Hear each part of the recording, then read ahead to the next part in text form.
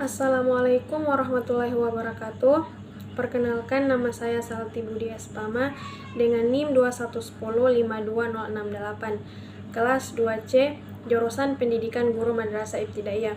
Baik, di sini saya akan memenuhi syarat untuk bisa mengikuti UAS, yaitu dengan membahas nilai-nilai pendidikan Islam dari pemikiran beberapa tokoh dan relevansinya dengan pendidikan kekinian. Yang pertama, Ibnu Sina.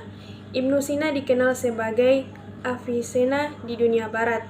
Adalah seorang filsuf, ilmuwan, dan dokter kelahiran Persia.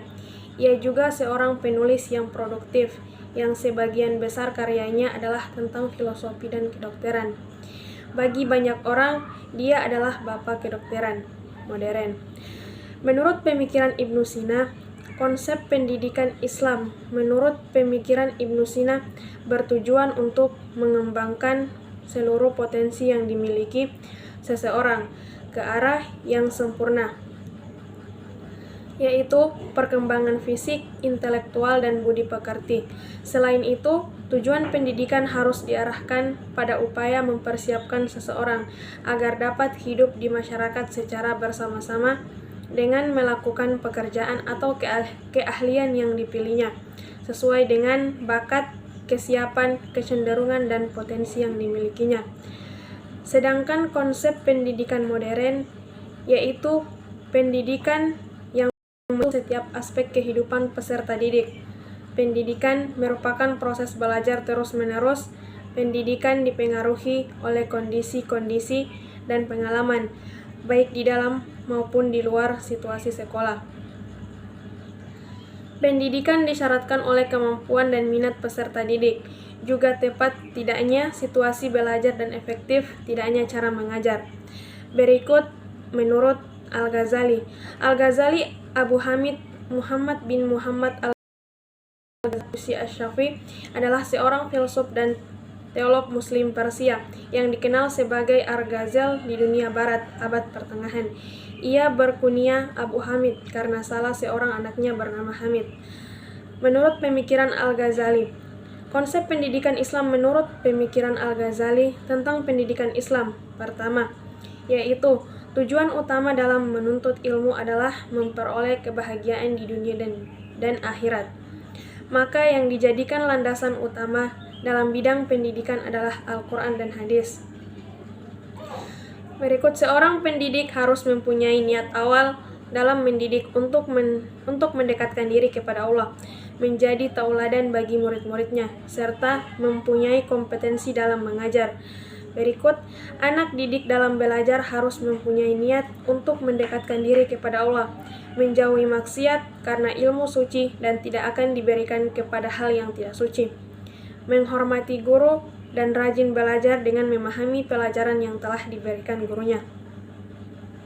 Berikut, kurikulum sebagai alat pendidikan harus disesuaikan dengan perkembangan anak didik. Berikut, anak didik harus dijauhkan dari pergaulan yang tidak baik, karena lingkungan yang jelek akan mempengaruhi perkembangan anak didik, terutama di lingkungan keluarga, sekolah, atau masyarakat.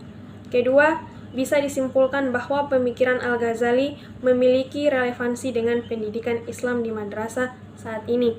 Dilihat dari kesesuaian antara teori pendidikan Al-Ghazali dengan hal-hal yang telah diterapkan di madrasah. Namun, ada pula teorinya yang belum atau tidak dilaksanakan. Berikut Ibnu Khaldun. Ibnu Khaldun dengan nama lengkap Abu Zaid Abdul Rahman bin Muhammad. Ibnu Khaldun Al-Hadrami adalah seorang sejarawan Muslim dari Tunisia dan sering disebut sebagai bapak pendiri ilmu historiografi, sosiologi, dan ekonomi.